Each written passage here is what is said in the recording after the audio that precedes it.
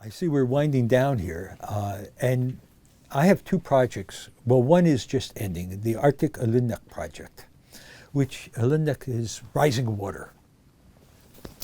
And it grew out of a call, well, it didn't start with me, but there were a group of geologists, actually seismologists, who learned about the tsunami that struck in West Greenland, in Disco Bay. And northern Baffin Bay is tectonically very active. There are probably 100 or more earthquakes a year, but they're like one magnitude. So only the instruments record these. Although many years ago, I went to the Hudson Bay archives. I'm not an archive person. Once I go to a place, I can then look at archival information. I went to Clyde. Well, I didn't know I was going to Clyde, but I didn't know anything about Baffin Island, except what I read in the Central Eskimo. Anyway, I had read in the Hudson Bay diary that a tidal wave had come in the bay. Clyde is in a bay off Clyde Inlet. So it's fairly small. The bay is about 10, 12 kilometers, 15 kilometers deep.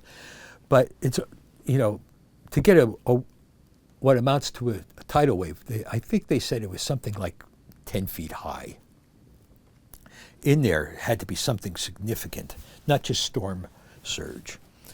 And so I began to just kind of ask questions every once in a while about earthquakes.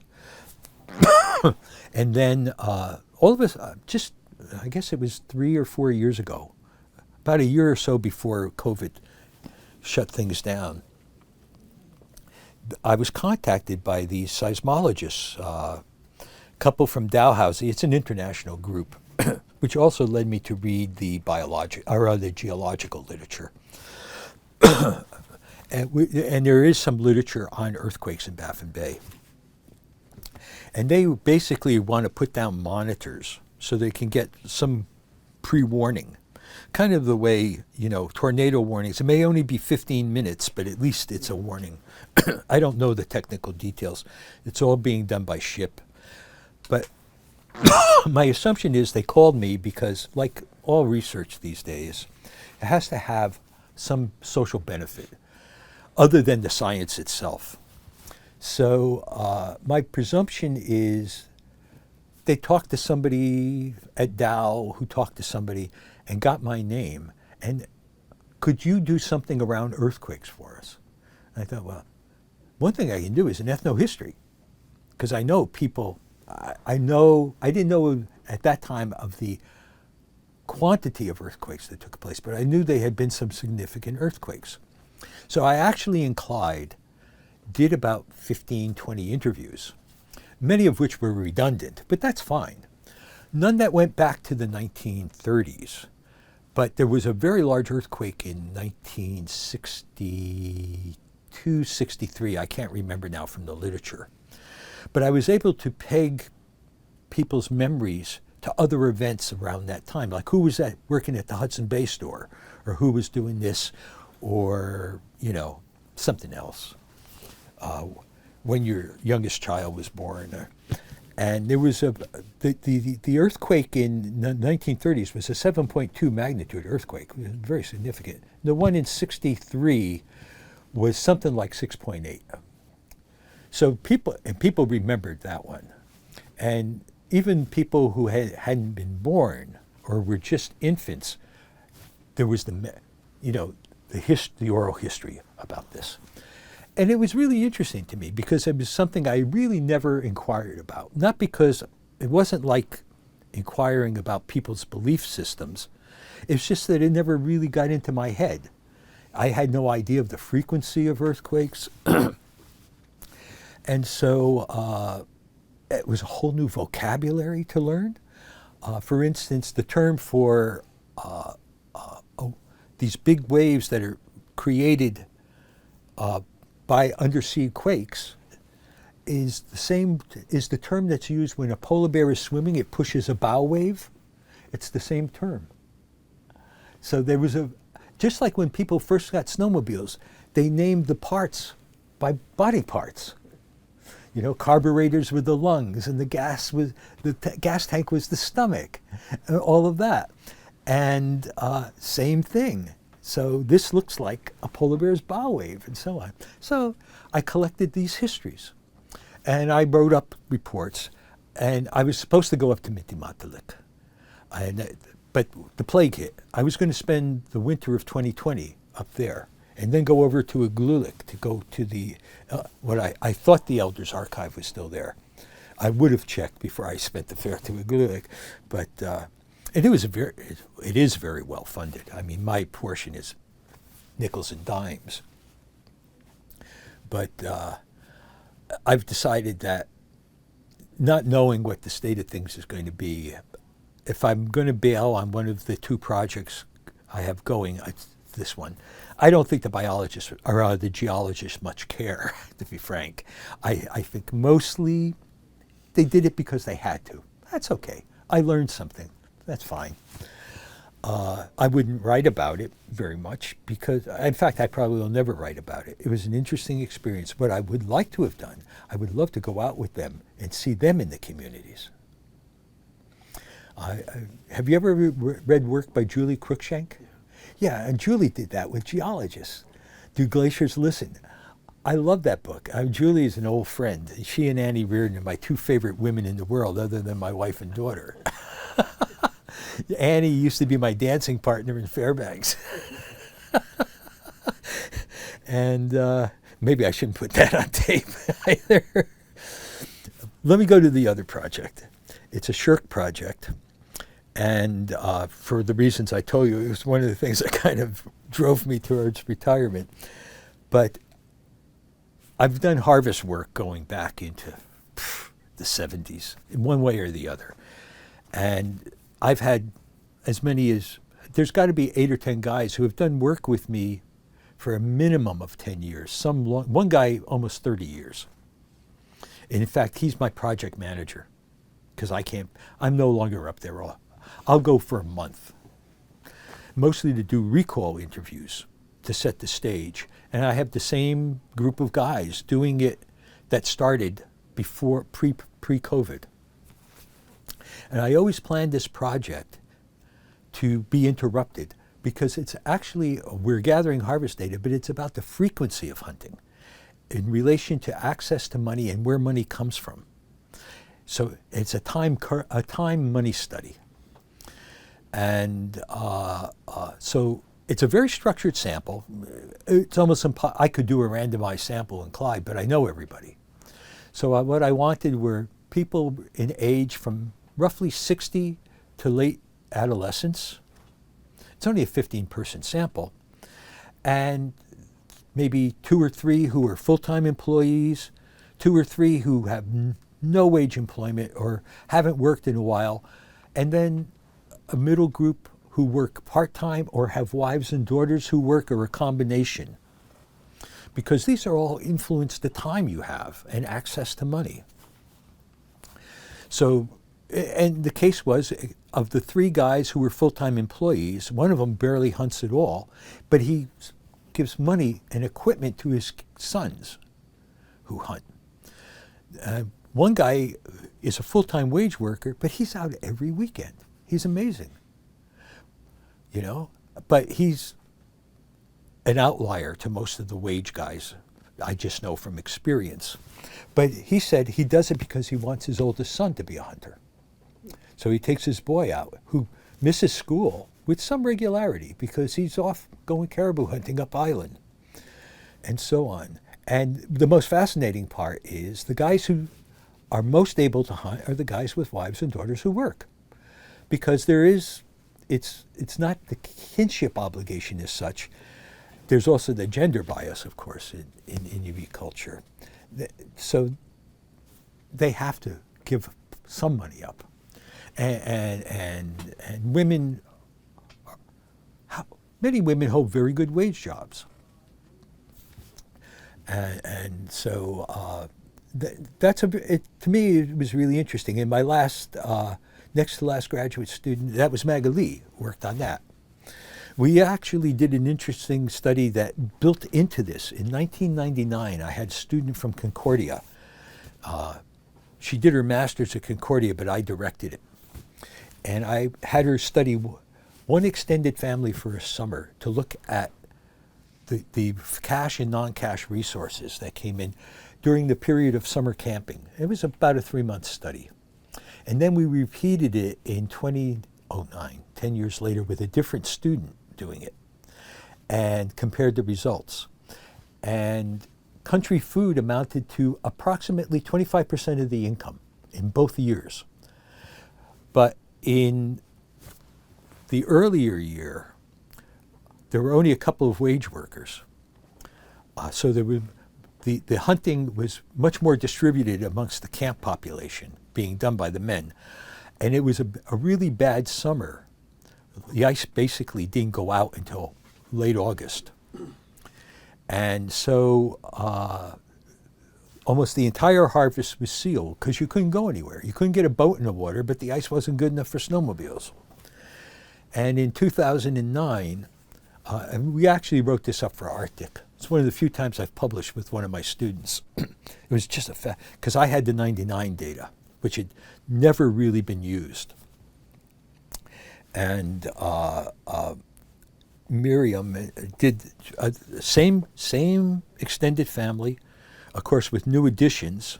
And what we found was only 3 guys did the hunting, but they were getting money flowing in from different places and hunting about the same amount relative to the fact that the overall population of the extended family was larger. It still worked out to 24 or 25%. But only about 3 guys were hunting. And the summer camp was, now these days, it's not like it was when I first came up. People in Clyde would go to summer camp 200 kilometers away where they grew up to hunt caribou. Now everybody camps in the sort of Clyde Inlet, Inuktitut Fjord, Cape Christian area, and it's all cabin stuff. A few guys will go out for a week to hunt caribou up island or whatever, but basically summer camp is not summer camp anymore. There'll be weekends where I swear I can meet more people out at Cape Christian than I will in town. There's got to be 50 cabins spread over about 15 kilometers. And they're sort of family groups, actually. So it's kind of reconstructed, because in the village, wherever you can get a house, you get a house. You don't have much choice unless you can swap a trade. So this is about the frequency of hunting and productivity relative to access to money. And there are surprises. There are outliers and so on. One of my more productive hunters, when I left in 2019, did not have a job. He was 28 years old. I've known him since he was born. Raised by his grandfather. Married into a very good hunting family. He's got about 5 kids. Talk about population explosion. He's got to keep trying to trade for a bigger house all the time. But he actually had not worked. And so his father-in-law, who was, let's say I'm 75, his father-in-law is retired, got to be 70, 71 now, supplies him with gas and stuff. And he's very sharp. The Nunavut Wildlife Management Board wanted people to do GIS their travels, especially their hunting for polar bear.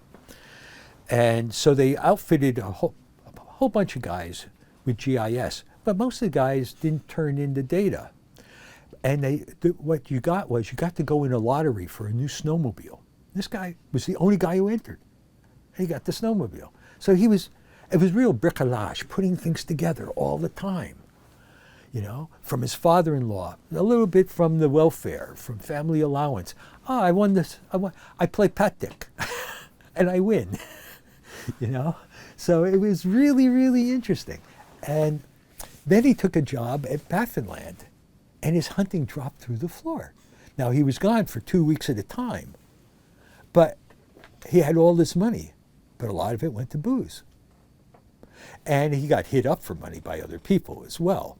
But the difference in his hunting just was phenomenal. I would have thought, you know, when he would come back, it would be like my friends in the 80s who went to Nana Civic.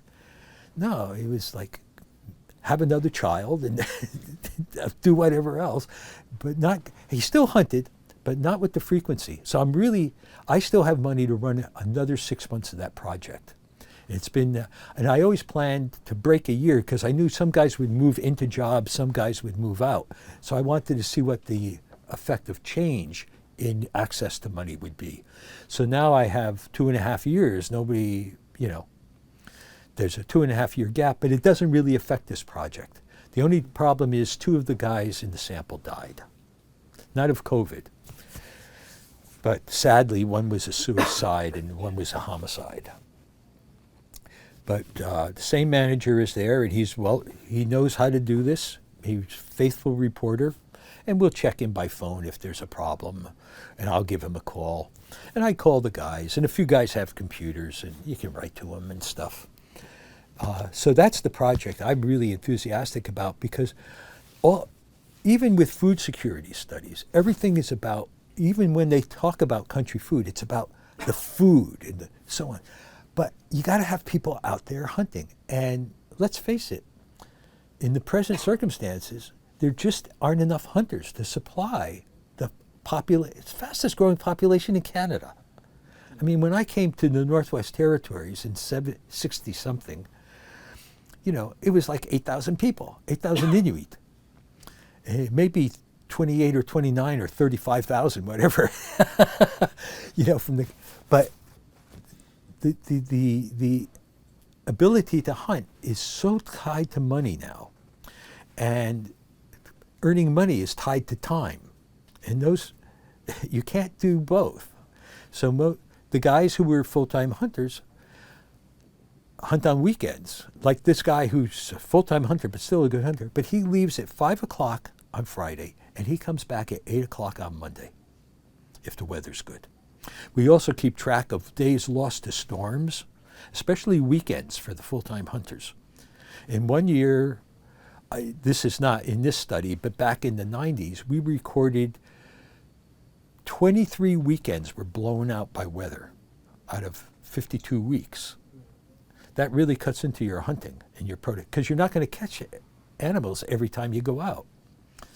You know, you have machine breakdowns, you have crummy weather, and so on. So I think looking at not just who hunts or how much they catch, how often do they get out? Even the worst hunter, I can go out and catch a seal, for God's sakes. You know, and you can. But you got to be out there. It's like fishing. If your fly's not on the water, you don't catch fish. It's just the way it is. The guys who change flies all the time don't catch that many fish. They may get trophy fish, but they don't catch a lot of fish. And that's the end of this. I'm stopping, okay? You can cut it off. Thank you for listening.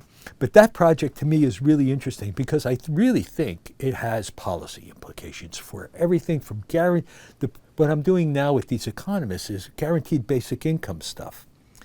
Well, done right, you don't need a harvester. The problem with a harvester program is you suggest you're rewarding productivity.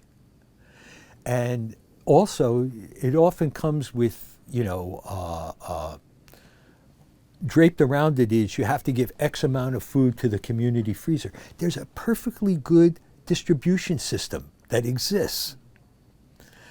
Don't mess with it. Because the more and more you do it, more and more, it's like caribou now. They put a moratorium on baffin. Now they're worried about kivallic caribou. You privatize the resource. People are selling to the baffin. And great, you can get caribou, but half of it gets spoiled. It's expensive. And friends of mine complain it comes without the head.